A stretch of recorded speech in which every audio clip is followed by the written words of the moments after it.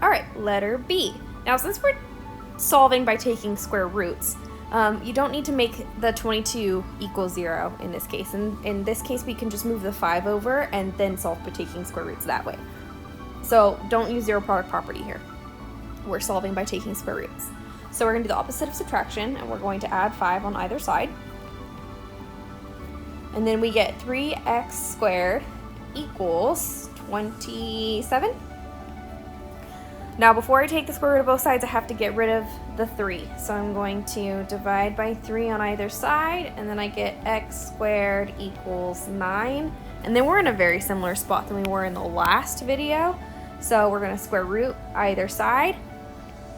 Now, when I square root either side, I get x equals, and we always write plus or minus after we square root both sides, and the square root of 9 is 3. So my answer is x equals plus or minus 3.